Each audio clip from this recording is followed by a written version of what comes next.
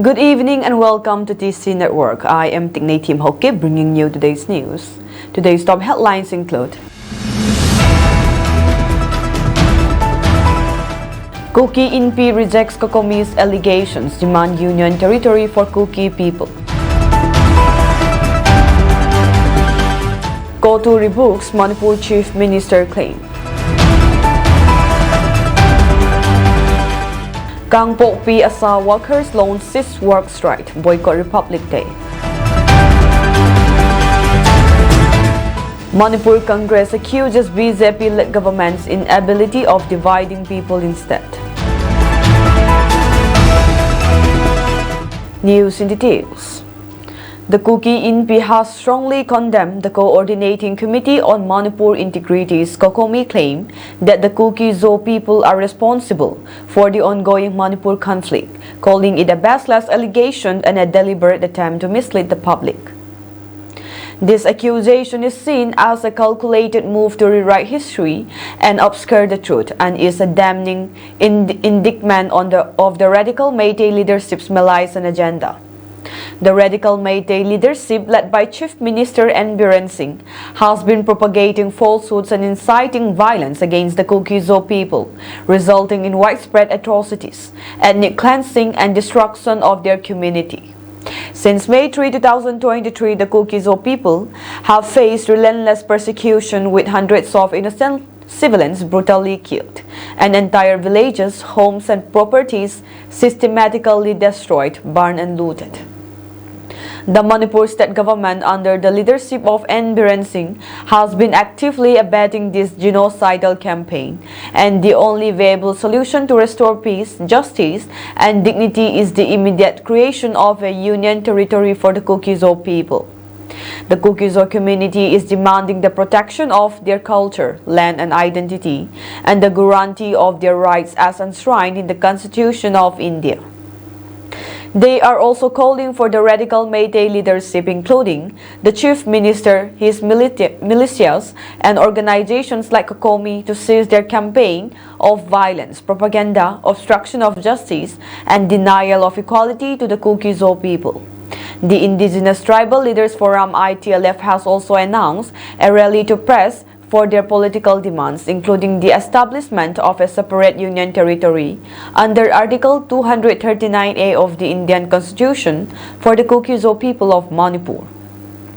The ITLF has warned that any further attempts to suppress or marginalize the Kuki-Zo community will only deepen the crisis and escalate the injustice perpetrated by the current regime. Meanwhile, the Committee on Tribal Unity (KOTU) has lifted the ongoing economic blockade along National Highway 2, which passes through Gangpokpi district in Manipur, after an understanding was reached with concerned authorities regarding the deployment of central forces. The KOTU had warned of intensifying their agitation if additional central forces deployed in Gangpokpi were not withdrawn within 48 hours. The Kuki-Zo body has also demanded justice for 10 Kuki-Zo volunteers killed by CRPF and a political solution to end the Manipur violence.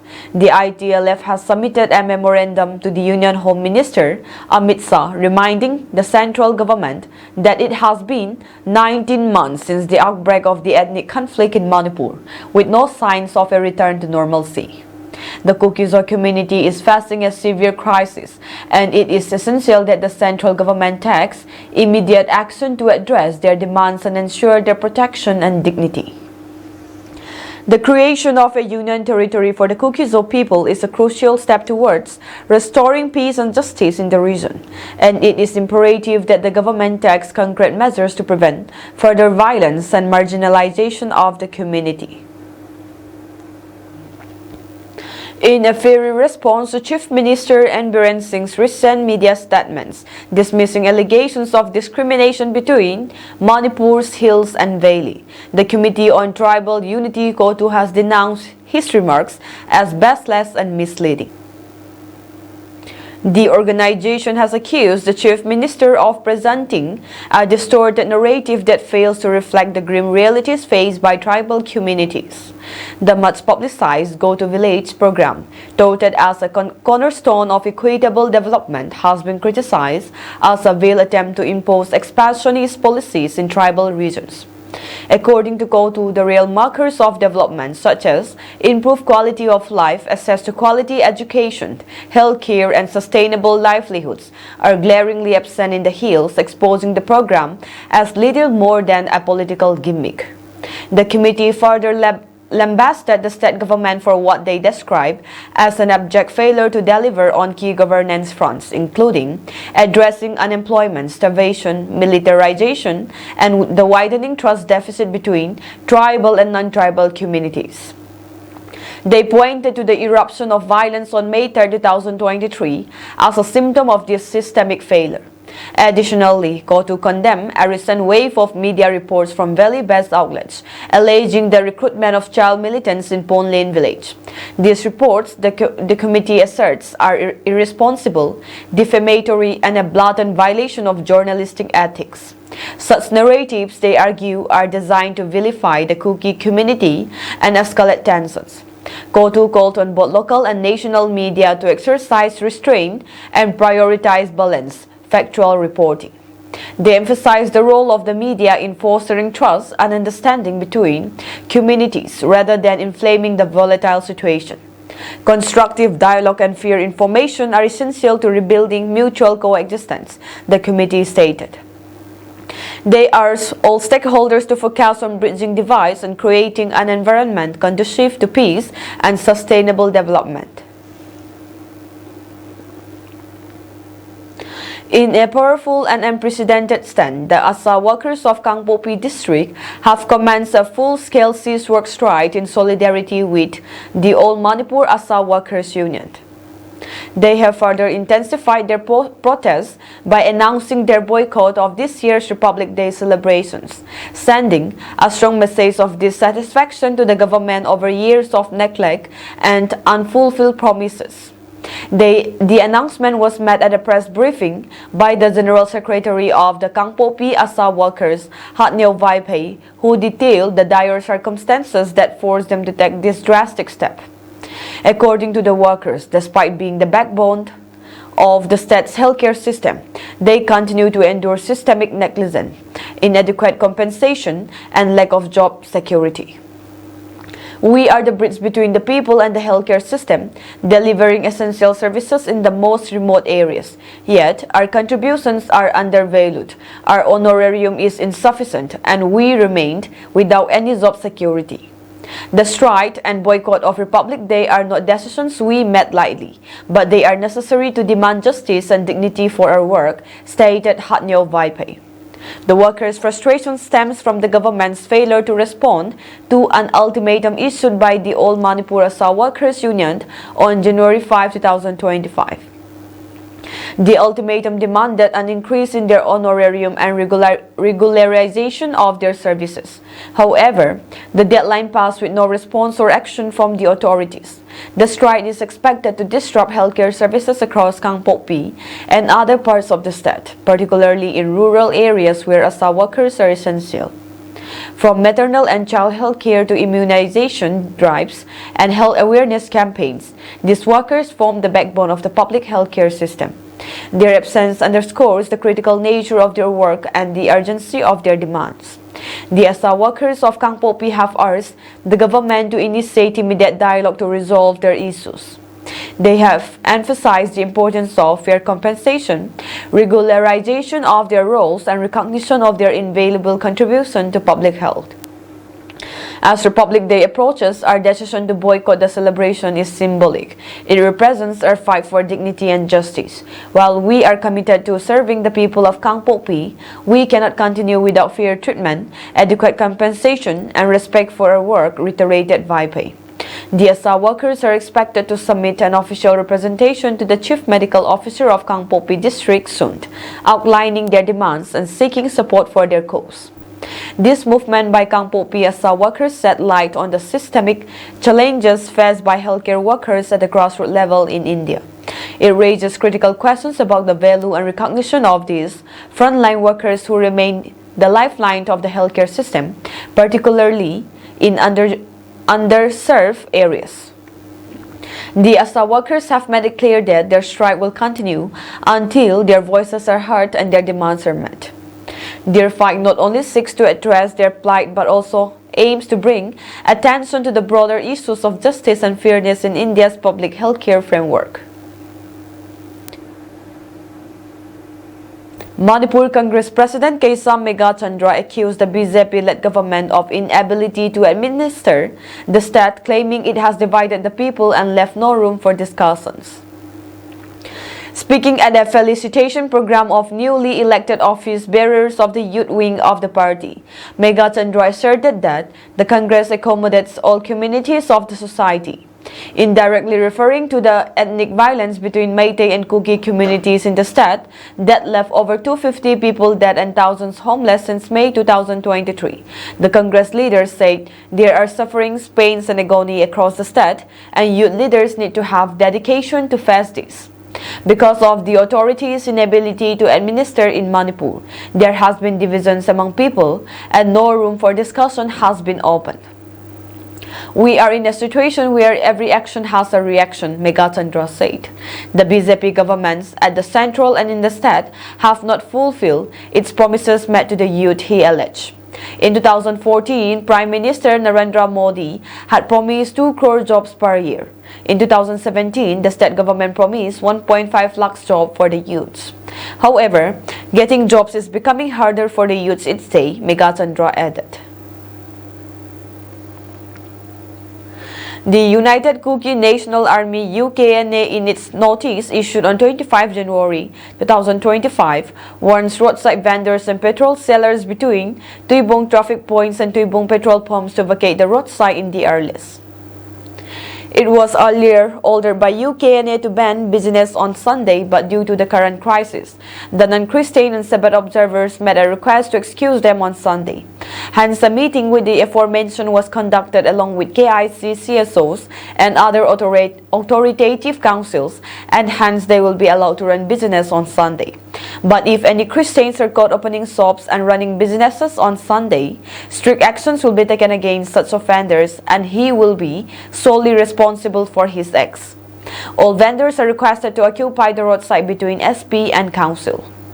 UKNA urged the general public not to harass any roadside vendors again as long as they possess an I-card, which is a proof of their registration and obedience to the laws.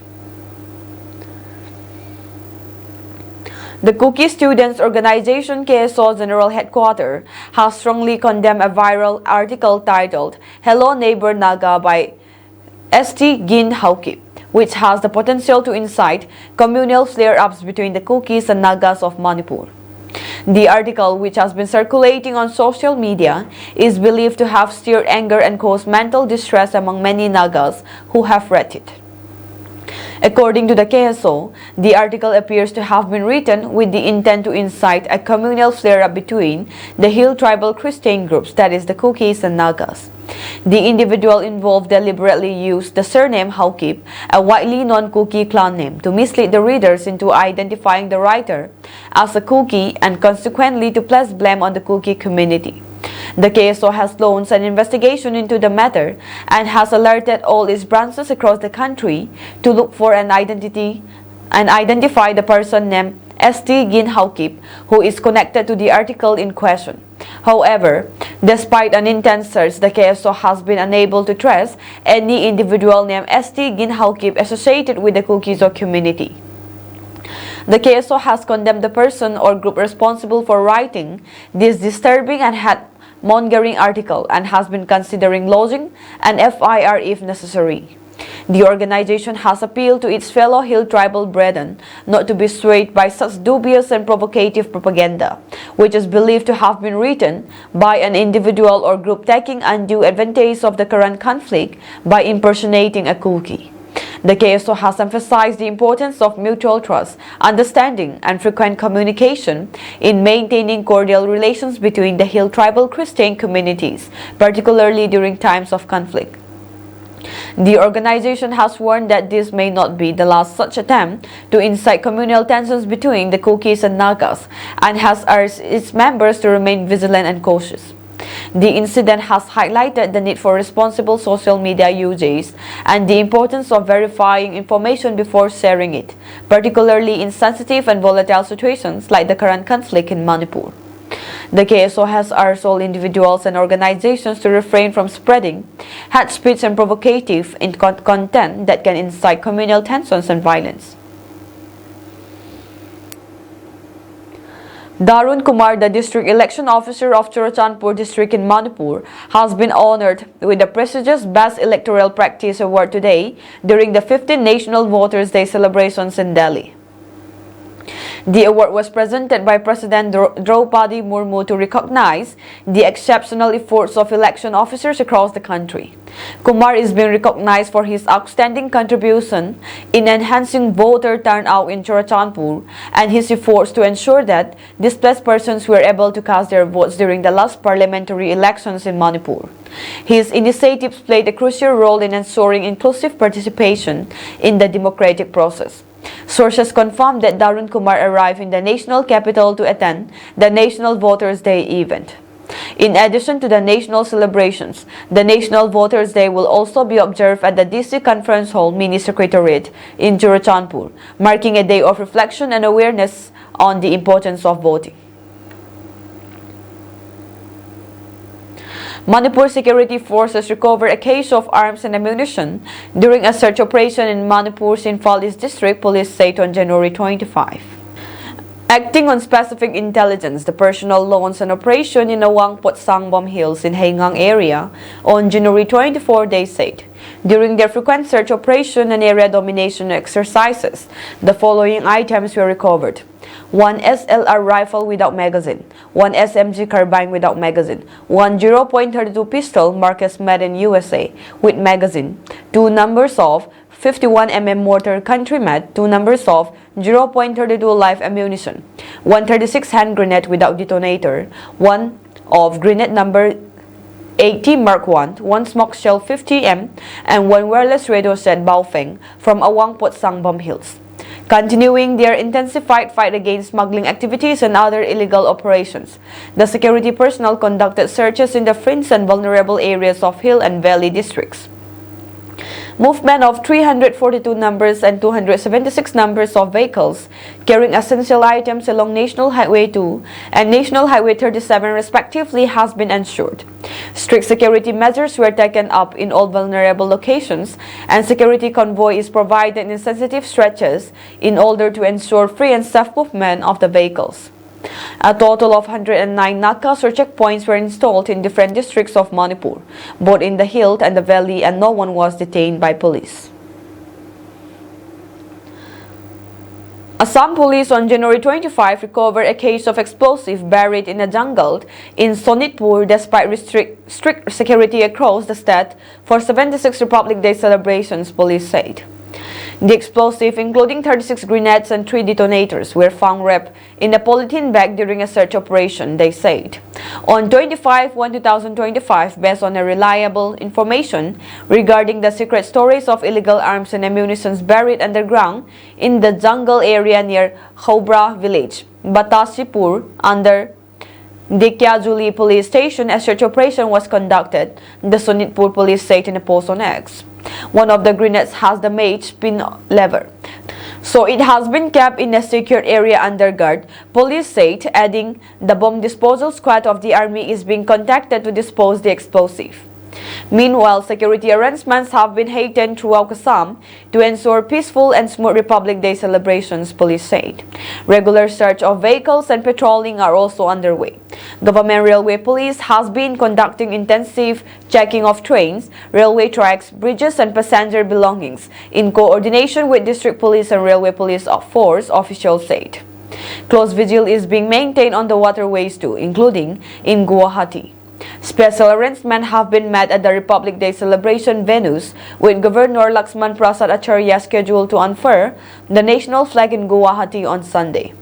Chief Minister Himanta Biswa Sarma will be unfurling the tricolor at Dibrugarh, while ministers and other official dignitaries will be attending the celebrations at different venues.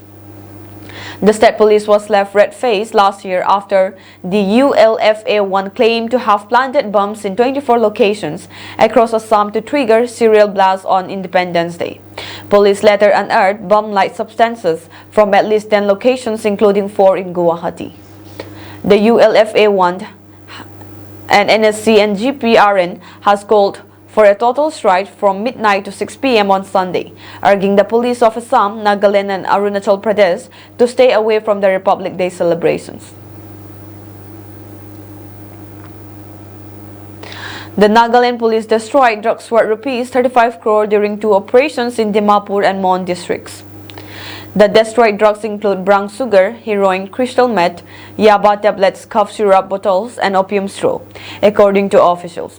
The District Drug Disposal Committee, Dimapur, destroyed seized narcotics to the tune of rupees 34.82 crore on Friday. For the officials said, adding the figure in Mon district was rupees 22.5 lakh. The committee, led by the Commissioner of Police Dimapur, had conducted physical verification of the recovered drugs on January 4.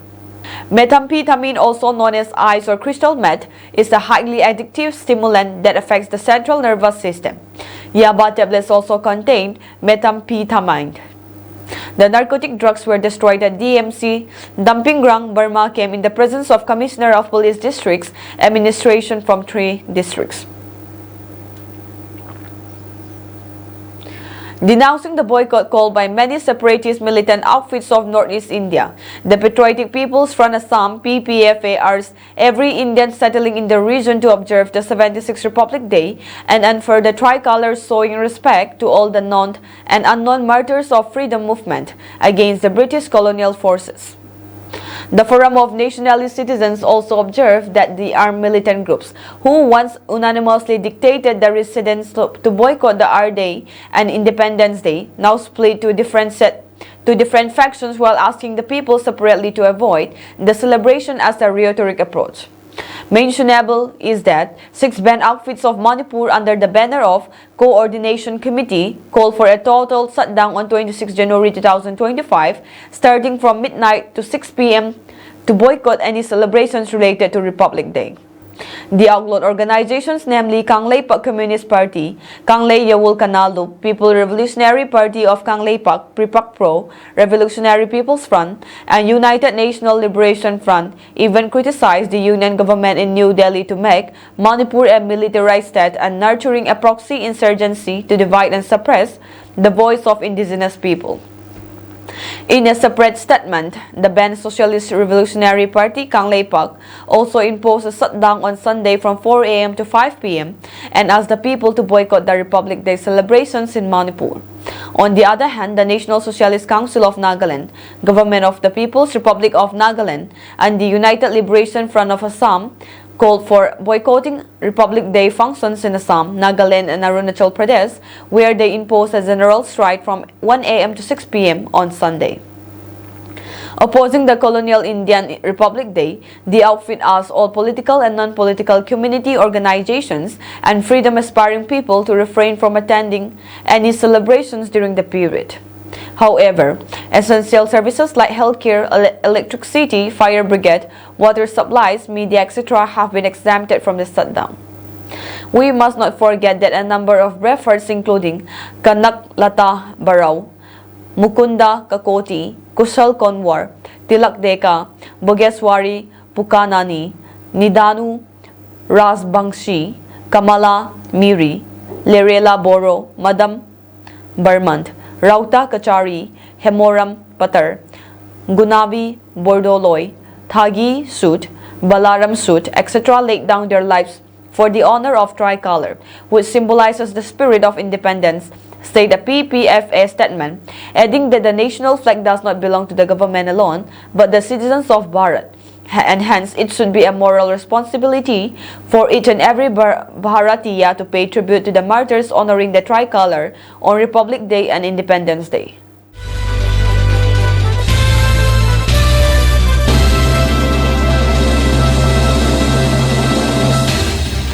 More than 1,400 candidates scored negative marks in the 17th Integrated Combined Competitive Examination (CCE 2024) conducted by the Bihar Public Service Commission (BPSC) recently, an official said. The BPSC on Thursday announced the results of the 17th Integrated Combined Competitive Examination 2024, over which massive protests were held in the state for weeks alleging irregularities. BSPC Examination Controller Rajesh Kumar Singh told reporters here on Friday that out of 328,990 candidates who have appeared in the examination, 21,581 aspirants have cleared the CCE preliminary test, while 1,409 candidates score negative marks. Only one candidate scored a maximum of 120 marks out of 150. There are a total of 1,181 candidates who scored more than 100 marks. 6,344 scored between 90 to 100 marks. Singh slammed those who alleged that questions were easy in the 70th CC exam and said, for example, 1,70,485 candidates gave wrong answers, that MLA Sri Yasi Singh, the first sitting legislator to represent India at the Olympics in 2024, represents which constituency. She represents the Jamui Assembly seat. Around 50,503 candidates gave the wrong answer to the question that Takhat Sri Hari Mandir Ji Patna Sahib is located in which city in the state, he said. Similarly, 1,49,973 candidates gave wrong answers to the question of which city or place will be developed under the Vishnupad Temple Corridor Scheme, he said, adding that the correct answer is Gaya. These were very simple questions, but considerable number of students gave wrong answers. As per the existing rules, candidates lost 1 mark for every 3 incorrect answers. He further said a petition seeking cancellation of the December 13 exam, which has been filed by the certain candidates before the Patna High Court. 3 aspirants among them have cleared the exam. The CCE conducted by the BPSC on December 13 has been in the eye of a storm over allegations of question paper leak. A fresh test was ordered for more than 12,000 candidates who had appeared in the exam at a center in Patna.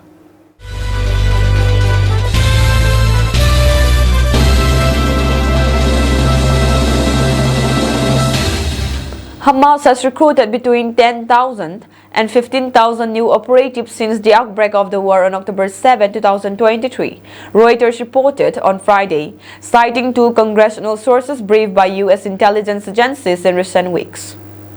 According to Israeli intelligence estimates, Hamas has lost approximately 20,000 of its fighters during the war.